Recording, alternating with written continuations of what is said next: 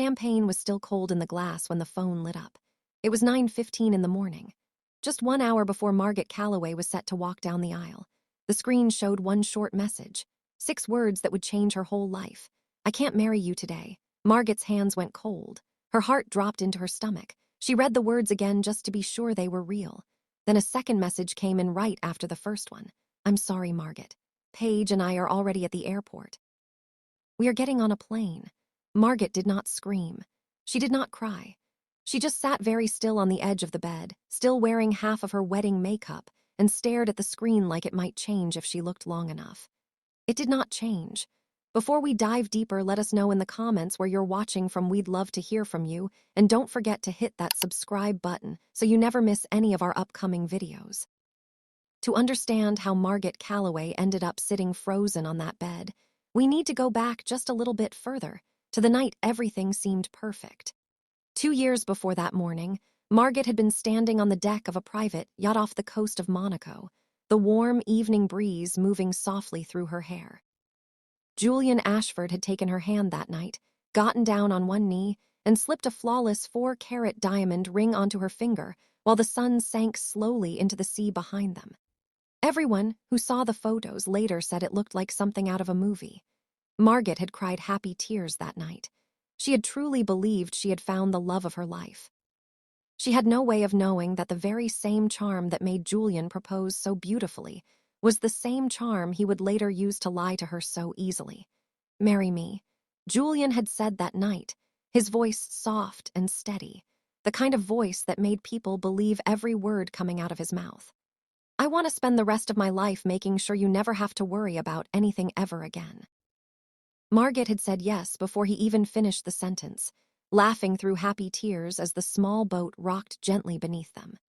Looking back later, she would wonder how many of the promises made that night on the boat were ever true at all, and how many were simply lines rehearsed in front of a mirror, the same way a salesman practices a pitch before walking into an important meeting.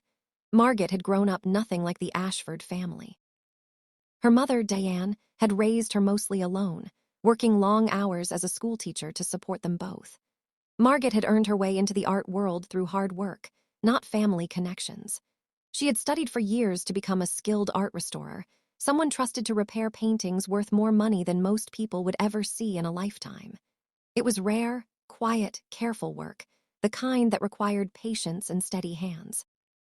Margaret loved it because it reminded her that broken things could still become beautiful again if someone was willing to take the time to fix them properly. She never imagined that lesson would end up applying to her own life as well. The morning sun poured through the tall glass windows of the bridal room at Hartwell Estate. The room smelled like fresh flowers and hairspray. Everything in that room was perfect. Not one hair was out of place. Not one flower was wilted. White roses filled tall crystal vases along every windowsill. A long mirror stood in the corner surrounded by soft round lights, exactly like the ones actors use backstage before a big show. Margaret's wedding dress hung on a velvet hanger near the window, a heavy French lace gown with thousands of tiny hand-sewn pearls, the kind of dress that took a team of seamstresses nearly a year to finish. Everything about the room had been designed to look flawless in photographs, and up until that morning, it truly had been. Margaret Calloway had spent 2 years planning this day down to the smallest detail. She had picked every flower herself. She had picked every song. She had even picked the exact shade of white for the napkins. Julian Ashford, the man she was supposed to marry, was the only son of one of the richest families in the whole country. His family ran a huge company called Ashford Capital. It managed money for some of the wealthiest people in the world. Julian had asked Margaret to marry him on a boat in the middle of the ocean. He had slipped a huge diamond ring on her finger while the sun went down behind them. To everyone watching from the outside, it looked like a fairy tale. A smart young art expert marrying a rich and powerful man. But lately, something had felt different. Julian had been distant. He said it was because of work. He said the money markets were shaky, and he had late-night calls to make. Margaret believed him because she loved him, and because love makes people believe things that are not always true. Looking back now, there were small signs Margaret had missed, tiny cracks in the surface she had chosen not to look at too closely. Julian had started taking phone calls in another room, closing the door quietly behind him. He had started traveling more, always for work, always with very short notice. Twice, Margaret had reached for his phone to check the time, and twice he had pulled it away from her a little too quickly, laughing it off as nothing important. She told herself it meant nothing. She told herself that busy, successful men were simply private about their work. She had grown up watching her own mother struggle to pay bills on a teacher's salary, and part of her had been so grateful, so relieved, to finally feel safe and secure, that she had quietly chosen not to ask too many questions. Sometimes the heart protects itself by refusing to see what it is not ready to face. Just 3 weeks before the wedding, Margaret had walked into Julian's office to bring him lunch, only to find Paige Sinclair sitting far too close beside him at his desk, both of them laughing quietly over something on a laptop screen. When Margaret walked in, they had both straightened up a little too fast, the laughter stopping a little too suddenly. Julian had smiled at her right away and said Paige was simply helping him prepare notes for an investor meeting. Margaret had smiled back and said nothing more about it. She trusted him. She had no reason not to, or so she had believed at the time. Margaret's two best friends, Nora and Ivy, were also her bridesmaids. They were getting their makeup done a few feet away when they noticed something was wrong. The room had gone quiet in a strange way. Nora looked up first. She saw Margaret's face had turned pale white. Ivy put down her makeup brush right away. Margaret's sweetheart, they both said at the same time, "What is wrong?" Margaret could not speak. Her throat felt tight, like a hand was wrapped around it. She just held up the phone so they could read it for themselves. Nora read the words out loud in a shaky voice. "I can't marry you today. I'm sorry. Paige and I are already at the airport." Ivy gasped so loud that the makeup artist in the corner of the room dropped her brush on the floor. "This has to be some kind of sick joke," Nora said, her hands trembling as she reached for her own phone to call Julian directly. The call rang once, twice, 3 times, then went straight to voicemail. Nora tried again. Same thing. Ivy knelt down in front of Margaret, taking both of her hands in hers. "Margaret," she said softly, "look at me. Breathe. We are going to figure this out together." But Margaret could not seem to breathe properly at all. Her chest felt tight, like the corset of her wedding gown had suddenly turned into an iron cage crushing her ribs. "He's gone," she finally whispered, the words tasting like ash in her mouth. "He's at the airport with Paige." The wedding photographer, who had been quietly taking candid photos near the door, lowered her camera slowly, unsure whether to keep working or to simply leave the room. "Should I step outside?" she asked gently. Nobody answered her. Nobody could find the words. Outside in the hallway, the sound of string musicians tuning their instruments for the ceremony drifted faintly through the door, a strange and painful reminder that the rest of the world had no idea anything was wrong yet. Margaret's mother, Diane, was standing near the mirror fixing her own dress when she heard the gasp. She turned around fast, her face already worried. "What happened?" she asked, walking quickly toward her daughter. Margaret handed her the phone without saying a single word. Diane read it once. Then she read it again. Her face went from confused to shocked to angry all in just a few seconds. "He is leaving you," Diane said, her voice shaking with rage, "on your wedding day, with his own assistant." Margaret finally found her voice. "Paige," she said quietly, "his vice president of communications. She has worked beside him for 3 years. I trusted her. I trusted both of them." Word spreads fast in a house full of wedding guests, even when nobody says a thing out loud. One of the wedding coordinators knocked on the door of the bridal suite, her face pale. She had heard whispers in the hallway. "Is everything all right in there?" she asked through the door. Diane opened the door just a crack. "We need a few more minutes," she said, and shut it firmly. But it was already too late. Word had reached someone even more powerful than a wedding coordinator. It had reached Julian's own mother, Vivian Ashford. Vivian Ashford was not a woman who liked surprises. She was tall, sharp, and always dressed like she was walking into a business meeting, even at a wedding. She had built half of her son's public image herself, and she was not about to let it crumble in front of 300 guests. Vivian did not knock. She walked straight into the bridal suite like she owned the room, which in a way she almost did. She looked around at the crying bridesmaids, then at Margaret, who sat frozen on a chair like a statue. Vivian did not look shocked. She looked calm. Too calm. "Close the door," she said to the coordinator standing behind her. The heavy door clicked shut, sealing everyone inside like a tomb made of white lace and heartbreak. "You knew," Margaret said, her voice shaking as she stared at the woman who was almost her mother-in-law. "You knew he was leaving, didn't you?" I found out 20 minutes ago, Vivian said smoothly, opening a small silver clutch and pulling out a folded piece of paper. My son's assistant handed me a sealed letter before she left with him. Diane stepped forward, standing protectively beside her daughter. And you didn't think to tell us right away, she snapped. Vivian's face did not change. I am telling you now, she said. And I am also here to offer a solution. Margaret felt her stomach twist. A solution, she repeated. What kind of solution? Vivian sat down on the edge of a velvet chair like she was settling in for a business deal. In exchange for your complete silence, she said, and your full cooperation in telling everyone this was simply postponed for personal reasons, I am prepared to offer you $500,000. The room went dead silent. Nora and Ivy looked at each other in shock. Diane's mouth fell open. How dare you, Diane said, her voice rising. Your son leaves my daughter at the altar for another woman, and you want to pay her to stay quiet. I am offering a clean solution to a very messy embarrassment, Vivian said calmly, as if she was talking about a spilled drink instead of a broken heart. We can say Margaret had a sudden health scare. A panic attack. Something private and understandable. Nobody needs the whole truth.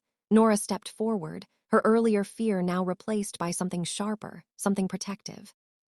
You cannot just buy your way out of what your son did, she said firmly. Vivian barely glanced at her. This is a family matter, she said coolly, and this conversation does not involve the bridesmaids. Ivy crossed her arms tightly. It involves anyone in this room who cares about Margaret, she shot back, and right now that is all of us. For the first time, a flicker of irritation crossed Vivian's calm face. She turned back to Margaret, softening her voice just slightly, the way someone might speak to a difficult client rather than a grieving young woman. Think practically, Margaret, she said. $500,000. You could start a new life anywhere you like. Nobody has to know the ugly details. Everyone simply hears a sad story about a postponed wedding, and in 6 months, nobody even remembers it happened at all. Margaret felt something cold settle in her chest, colder even than the shock from an hour earlier. This woman was not here to comfort her. She was here to protect a name, a brand, a reputation, and she was willing to buy Margaret's silence like it was just another business expense on a balance sheet. That is exactly the problem, Margaret said quietly. To you, this is simply a number. To me, it is my whole life. Margaret stood up slowly. Her wedding dress rustled loudly in the sudden silence of the room. For a moment, nobody moved. Then Margaret looked Vivian dead in the eye, and something inside her shifted. The tears that had been building up suddenly disappeared, replaced by a sharp, burning anger. For years, she had bent herself into a shape that fit Julian's world. She had smiled through boring charity dinners. She had listened to Vivian's little comments about her simple upbringing. She had trusted a man who had just thrown her away with a text message so he could catch a flight with his mistress. You can keep your money, Margaret said, her voice steady now. I am not going to lie for your son. Vivian's eyes narrowed. You will regret this, foolish girl, she said, standing up and turning sharply on her heel. The door slammed shut behind her so hard that the crystal light on the ceiling shook. For a few seconds, nobody spoke. Then Diane let out a long breath. You need a plan, she said, kneeling in front of her daughter. How am I supposed to do this? Margaret whispered, pressing her hands over her eyes. We will go down there with you, Ivy said firmly, even though her own hands were shaking. We will stand right beside you the whole time. Before anyone could say another word, there was a soft knock at the door. Not the frantic pounding of a stressed coordinator, but a calm, confident knock. Nora frowned and cracked the door open just an inch. Her breath caught in her throat. She pulled the door open all the way. Standing in the hallway, dressed in a deep blue formal jacket with medals on his chest, was a man none of them had expected to see that day. His name was Prince Marcus, from a small European kingdom called Calderon. Margaret's heart did something strange in her chest. She knew exactly who he was. 6 months earlier, Margaret's small art restoration company had been hired to repair an old and priceless painting owned by the royal family of Calderon.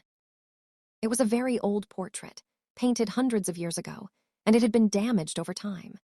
Margaret had spent hundreds of hours carefully bringing the painting back to life, cleaning away years of dust and grime with tiny brushes and steady hands.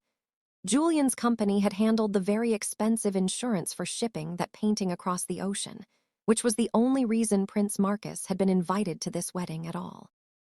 Julian had seen the prince as nothing more than a useful connection, a powerful name to drop at parties. But Margaret had spent many quiet hours talking with him during the restoration project, and those talks had slowly turned into something more, even if neither of them had said so out loud. At first, their conversations had been strictly about the painting. Prince Marcus wanted updates on the progress. He asked thoughtful questions about the old paint and the delicate process of cleaning it safely. Margaret found herself looking forward to those calls more than she expected to. He listened carefully, in a way Julian rarely did anymore. He asked about her work, her ideas, her small daily victories, like the moment she finally uncovered a hidden detail in the painting that had been buried under grime for over 100 years. Julian, by comparison, had barely asked about her work at all in recent months, too busy with his own late-night calls and his own secrets. Over time, the calls had grown longer than they needed to be. What began as 10-minute check-ins about paint and canvas tension slowly stretched into an hour of easy conversation about everything and nothing at all. Neither of them had ever said out loud what was happening between them, because Margaret was engaged, and Prince Marcus was too respectful to ever push the subject. But there had been a quiet understanding between them, an honesty that felt rare and important, the kind Margaret had not realized she was missing until she had already found it. Prince Marcus stepped into the room, his calm eyes taking in Margaret's tear-streaked face. "I heard what happened," he said gently. "May I speak with her alone?" Diane hesitated, but something about the way he looked at her daughter made her nod and quietly step outside with the bridesmaids. When the door closed, Prince Marcus knelt down in front of Margaret so they were eye to eye. He did not offer an apology for something that was not his fault. He did not offer empty comfort either. Instead, he simply took her hand. "You do not have to hide in this room," he said quietly. "And you do not have to let his mother write the story of what happened here today." Margaret looked at him, her eyes red from crying. "What am I supposed to do?" she whispered. "Walk out there," he said, "and tell them the truth yourself. I will stand right beside you the entire time." Margaret took a shaky breath. The sweet smell of the wedding flowers suddenly felt sickening. She let go of Prince Marcus's arm just long enough to check her reflection in the mirror one final time. Then, together, they walked out of the bridal suite and down the long hallway toward the wedding hall, where 300 confused guests were still waiting for a wedding that no longer existed. The wedding hall had grown restless. Guests whispered behind their champagne glasses, wondering why the ceremony was already 20 minutes late. Julian's father, Walter Ashford, stood near the front looking completely lost, tugging at his tie like it was choking him. He kept glancing at his watch and then at the empty spot where his son was supposed to be standing. Rows of important guests filled the elegant hall, business partners in tailored suits, old family friends in designer dresses, and a handful of minor celebrities who had been invited simply because their presence made good headlines. A string quartet in the corner had already repeated the same soft song 3 times, unsure what else to play while they waited. One older woman leaned toward her husband and whispered that she had never seen a wedding start this late in her entire life. Another guest checked his phone under the table, quietly searching to see if anything had leaked online yet. Nobody in that room had any idea that within the hour, their phones would be buzzing nonstop with breaking news alerts about the very wedding they were sitting inside of. When Margaret appeared at the top of the aisle with Prince Marcus at her side instead of Julian, a wave of confused murmurs rippled through the crowd. The officiant, an old family friend and respected judge, leaned toward the microphone with his eyebrows pulled together in confusion. "Margaret, my dear," he said gently, "where is the groom?" Margaret took a deep breath and stepped up to the microphone herself, letting go of Prince Marcus's arm just long enough to speak, though he remained standing firmly beside her, a silent and steady presence. The microphone let out a small squeal of feedback before quieting down. "Julian is not coming," Margaret said, her voice clear and strong even though her heart was pounding. "He sent me a text message this morning telling me the wedding was off, and that he was already boarding a plane with his assistant, Paige Sinclair." A collective gasp rushed through the crowd like a wave. Somewhere near the back, a woman actually dropped her drink. Walter Ashford's face went white as paper. "Margaret, what on earth is going on?" he stammered, stepping forward. "Where is my son?" "Your son is currently at the airport," Margaret said, unable to keep the hurt out of her voice. "He sent me that message at 9:15 this morning." Vivian Ashford stood up sharply from the front row, her face tight with barely hidden fury as she gripped her small handbag with white knuckles. Beside her, Walter looked completely bewildered, loosening his tie as though it had suddenly grown too tight. "This is simply a misunderstanding," Vivian announced loudly to the crowd, forcing a tight smile onto her face. "Our children are simply working through some last-minute nerves." "I misunderstand nothing," Prince Marcus said coldly, his voice cutting cleanly through the noise of the room. But the surprises of the morning were far from finished. From the back of the hall, a man in a sharp gray suit pushed his way past the confused ushers, his face pale and sweaty despite the cool air conditioning. It was Grant Pierce, the chief financial officer of Ashford Capital, a quiet, careful man who had worked for Walter Ashford for nearly 15 years. Grant had first noticed something strange almost a month earlier, a tiny mismatch in one overseas account that most people would have simply written off as a clerical error. But Grant was not most people. He had spent 2 weeks quietly pulling records late at night after everyone else had gone home, piecing together a pattern that made his stomach turn more with every new document he found. He had planned to bring his findings to Walter privately after the wedding, not wanting to ruin such an important family day. But when he heard whispers in the hallway that morning about Julian suddenly leaving the country, he realized there was no time left to wait quietly for a better moment. "Walter," he shouted, ignoring the seriousness of the moment completely. "Walter, check your phone right now." Walter pulled his phone from his jacket pocket with shaking hands, his confusion turning slowly into horror as he read whatever was on the screen. "It's not just an affair," Grant said, his voice cracking. "Julian has been stealing from the company for months. Millions of dollars have gone missing, moved into secret accounts. He used this wedding as the perfect cover to slip out of the country with Paige, and the money is already gone with them." The room exploded into chaos. Wall Street investors who had been sipping champagne only moments earlier scrambled for their phones, frantically calling their brokers and their publicists, desperate to distance themselves from Ashford Capital before the news broke wide open. One man near the back stood up, so fast his chair fell backward with a loud crash. A woman in a bright red dress began recording everything on her phone, not even bothering to hide it anymore. Somewhere near the exit, 2 guests were already arguing about whether their own investments were safe. The peaceful string music had stopped completely, the musicians simply standing there frozen, unsure what song could possibly fit a moment like this one. Grant Pierce kept talking, sweat rolling down his forehead despite the cool air inside the hall. "He used your name to open 3 new accounts overseas, Walter," he said, his voice shaking. "He forged your signature on 2 of them." This was not something that happened overnight. This took him almost a full year to plan carefully. Walter sat down hard in his chair, his face buried in his hands. Vivian rushed to his side, but for once, she had no clever solution to offer. Her carefully controlled world was collapsing in real time, in front of every important person she had ever tried to impress. What had been called the society wedding of the decade had instantly transformed into a live crime scene of betrayal and corporate theft, playing out right in front of everyone's eyes. Margit stood frozen at the altar, stunned.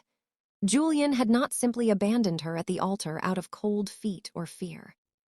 He had used their entire wedding, every flower, every guest, every carefully planned detail, as a massive smokescreen to blindside his own family and disappear with stolen money before anyone could stop him.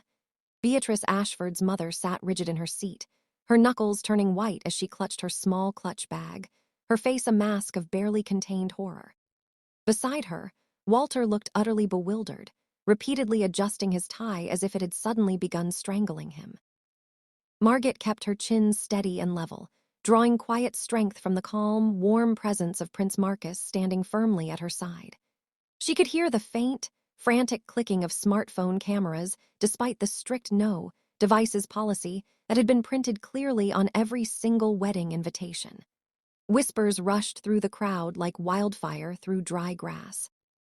Grant Pierce continued speaking, his voice shaking as reporters who had somehow already gotten wind of the chaos began pushing toward the doors of the estate.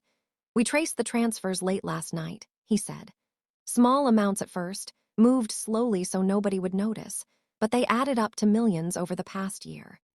Julian used client accounts, people who trusted him with their life savings, and he simply took what he wanted."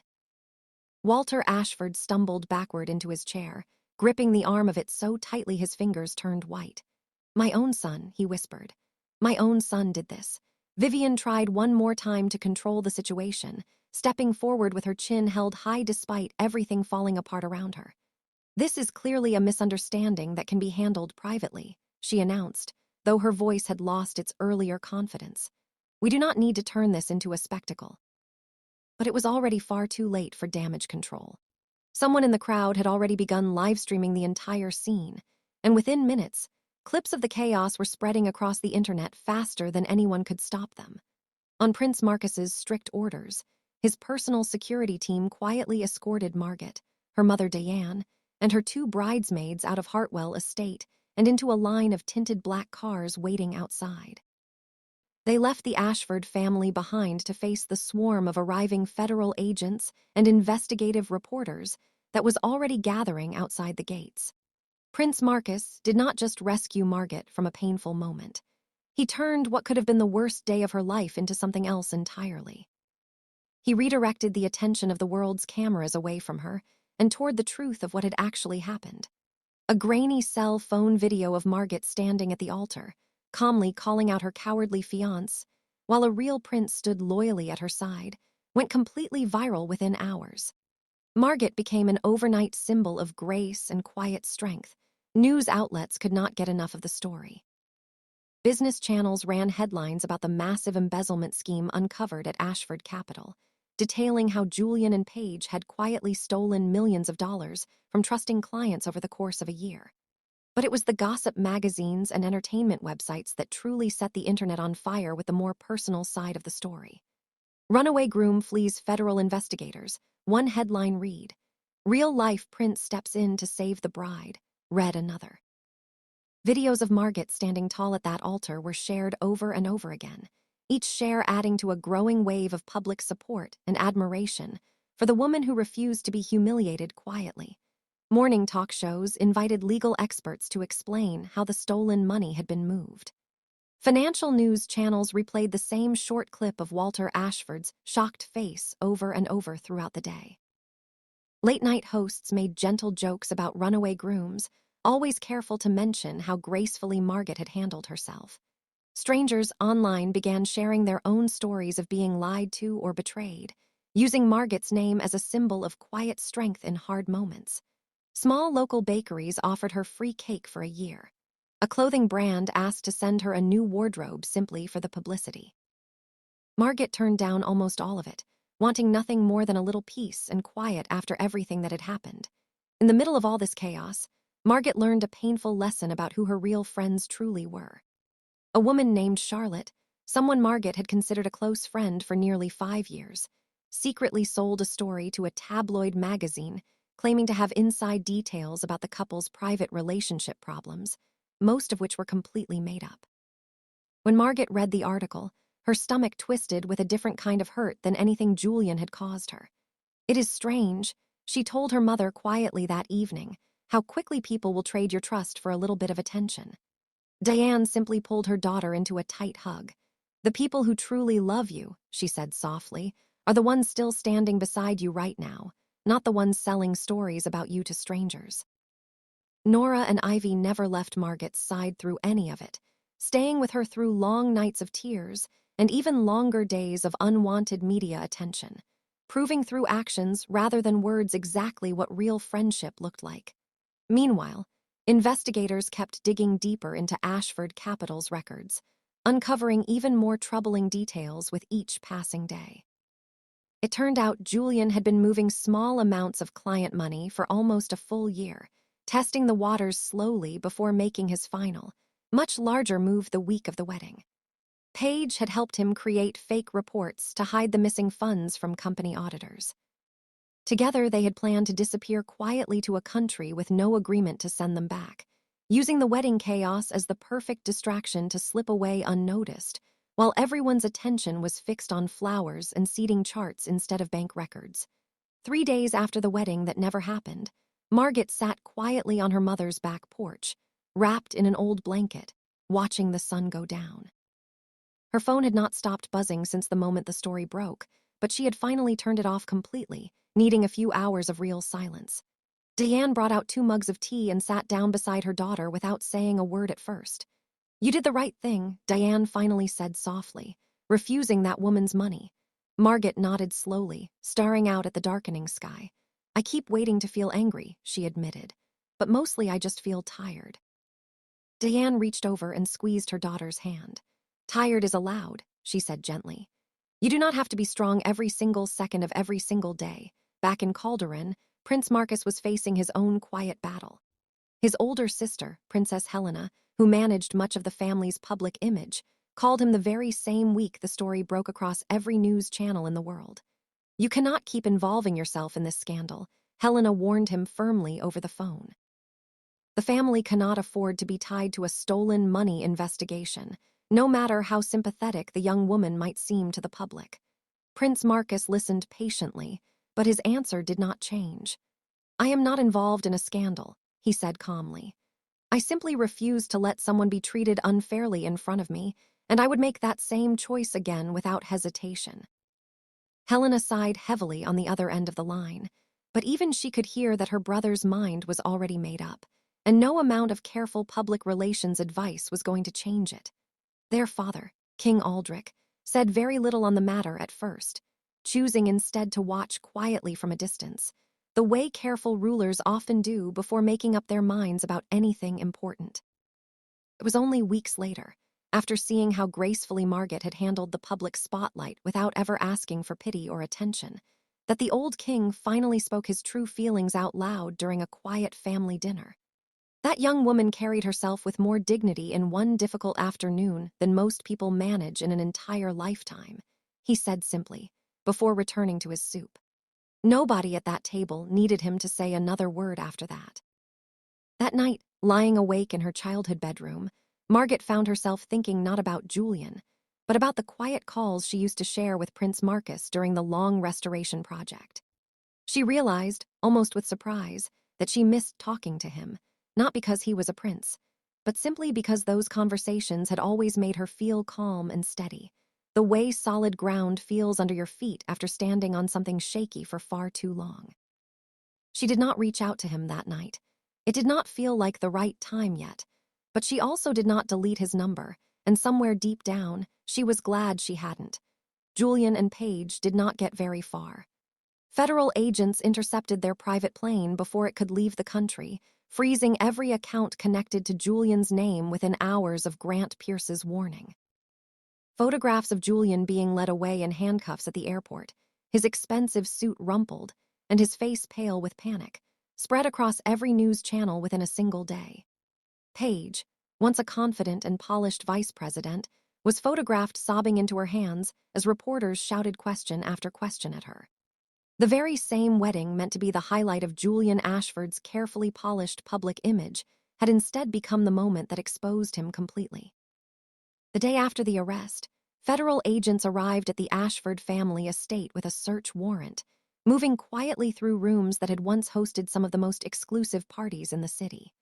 Boxes of documents were carried out one after another, while neighbors stood outside filming everything on their phones.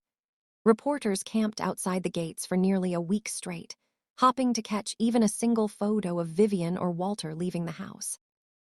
Vivian, once so composed and untouchable, was photographed one morning wearing sunglasses and an old coat, trying and failing to slip past the cameras unnoticed on her way to meet with lawyers. The photo ran on the front page of 3 different newspapers the very next day, a stark contrast to the elegant, controlled image she had spent decades building for herself.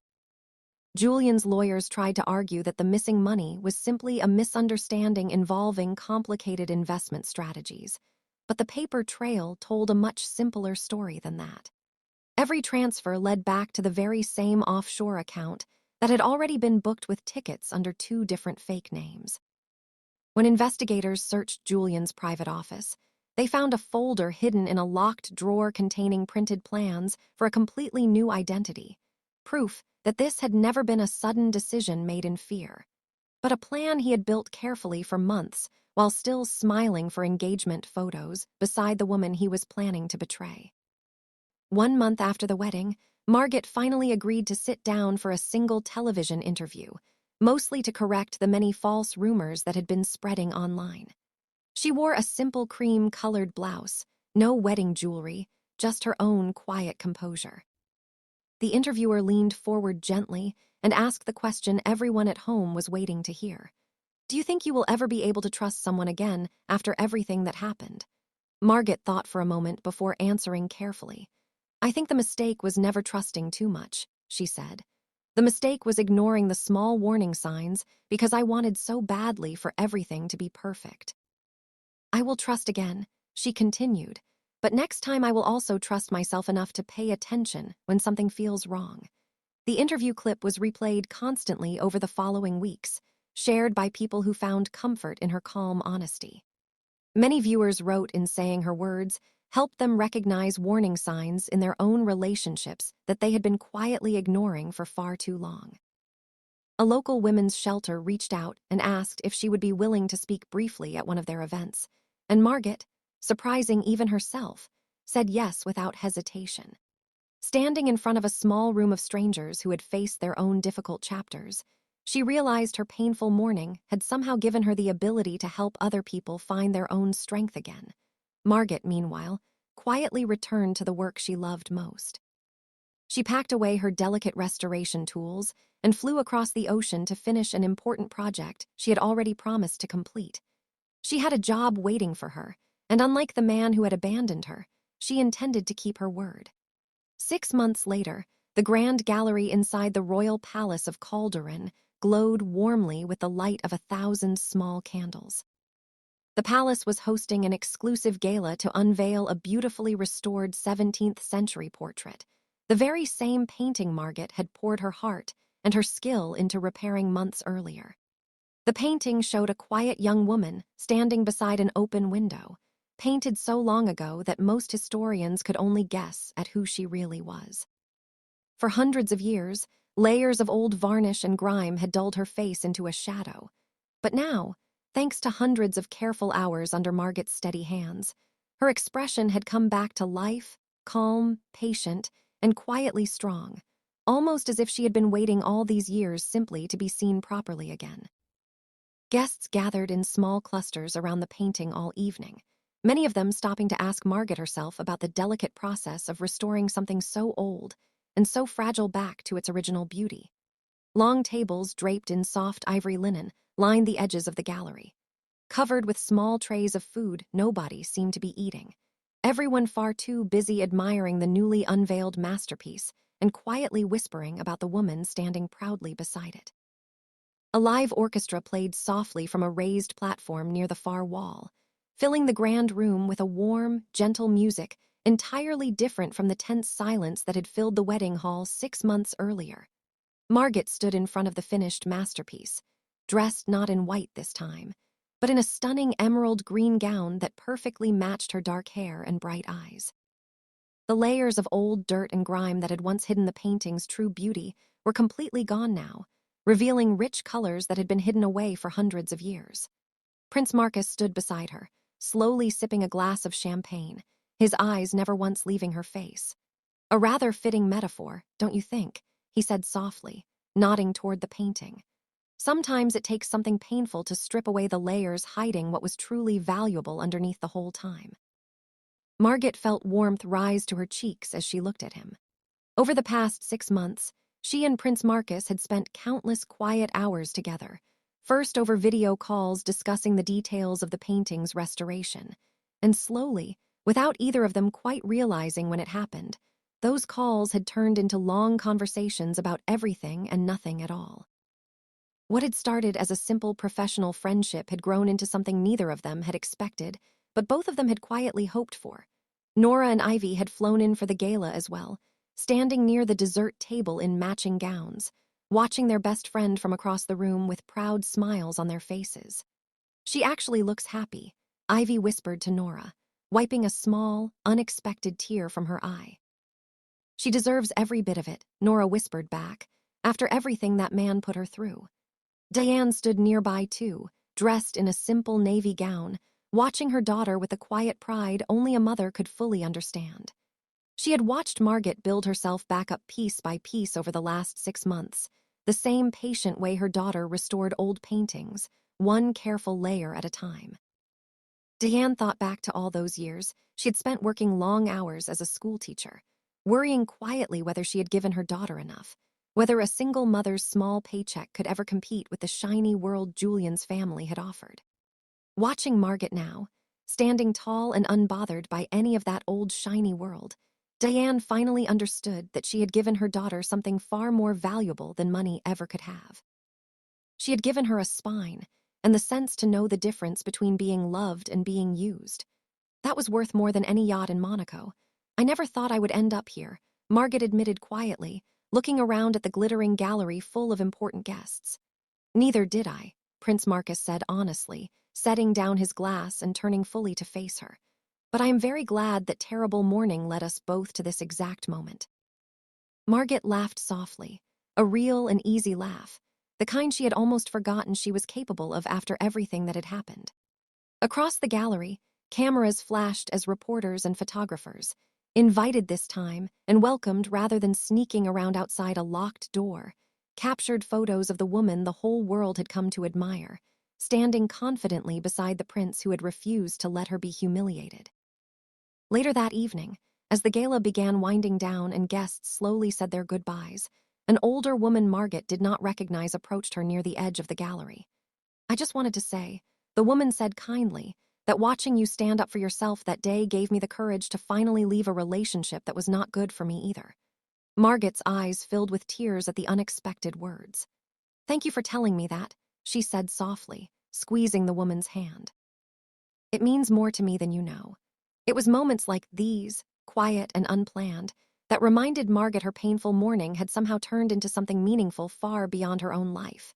Back home, Julian Ashford sat inside a small gray prison cell awaiting his trial, stripped of his family's fortune, his reputation, and his freedom, all because of choices he alone had made. Paige faced her own set of serious legal troubles for helping him move stolen money.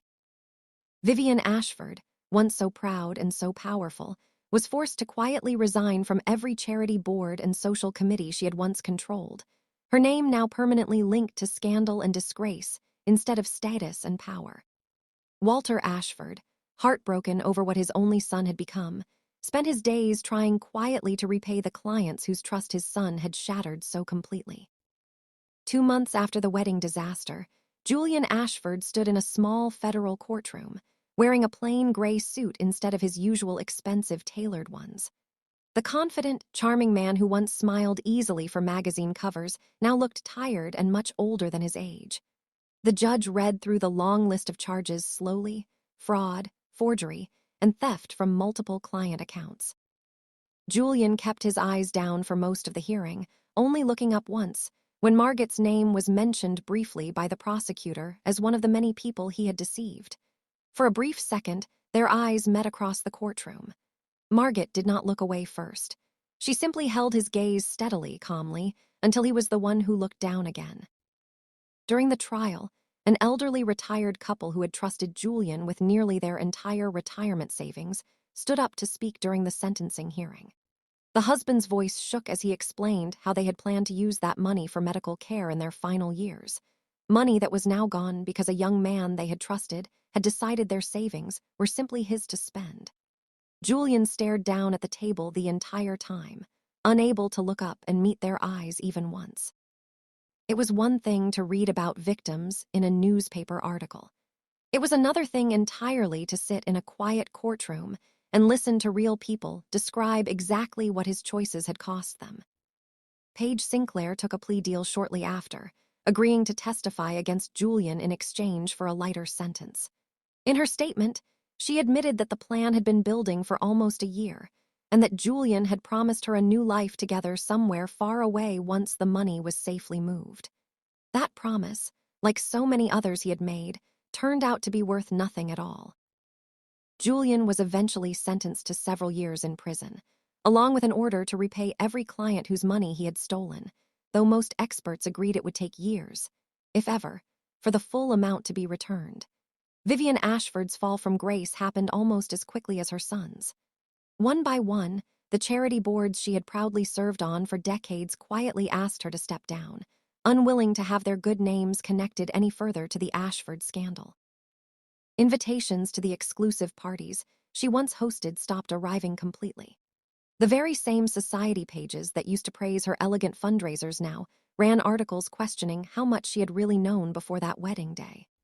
Walter Ashford, meanwhile, spent nearly everything he had left trying quietly to repay the families his son had betrayed, working long hours well past the age most people retire, determined to leave behind some small piece of honor for the family name. He sold the family's second home along the coast within the first month, using the money to begin repaying the elderly couple who had lost their retirement savings. He sold most of his art collection next, quietly, without press releases or public announcements, simply because it felt like the right thing to do. A reporter once asked him why he was giving away so much when the courts had not even required it of him yet.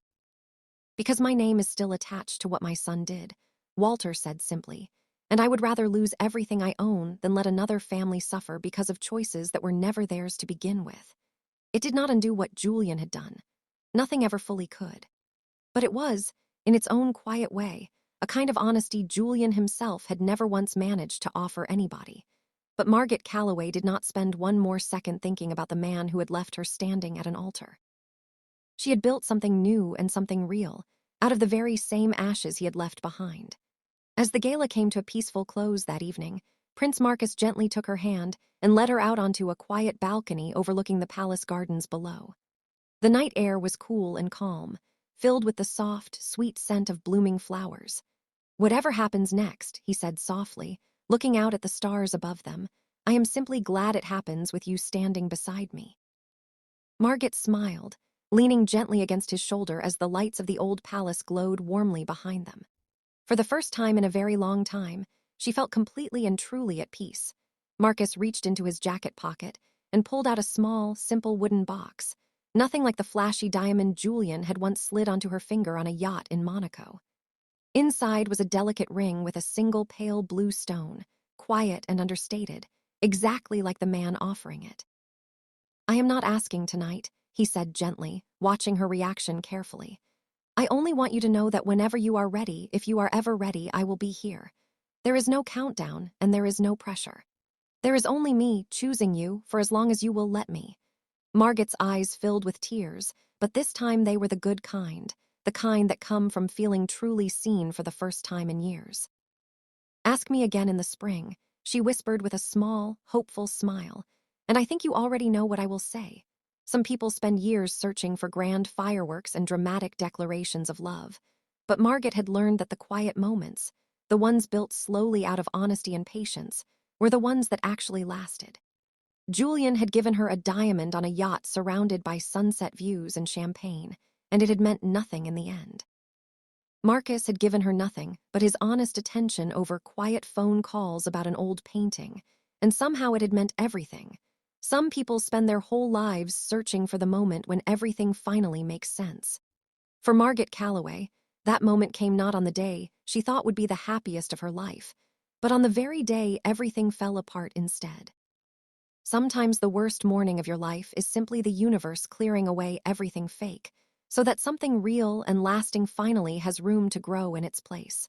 Margaret often thought back to that morning on the porch with her mother, when she believed she was simply tired and empty, with nothing left to give. She had not known yet that tired and empty was only the beginning, not the end. She had not known that 6 months later she would be standing in a palace gallery, wearing a dress the color of new leaves, surrounded by people who admired her not for the size of her ring or the name attached to her wedding, but for the quiet strength she had shown when everything fell apart in front of the whole world. If you are going through your own version of that morning right now, your own text message, your own locked door, your own moment where everything you planned for suddenly disappears, know that it does not have to be the end of your story either. Sometimes the most painful mornings are simply clearing space for something far better to arrive. If this story touched your heart today, please give it a big thumbs up and share it with someone you love. Don't forget to hit that subscribe button and turn on your notifications so you never miss any of our upcoming videos. And let us know in the comments where you are watching from tonight. We truly love hearing from each and every one of you. Thank you so much for watching until the very end, and we will see you again very soon.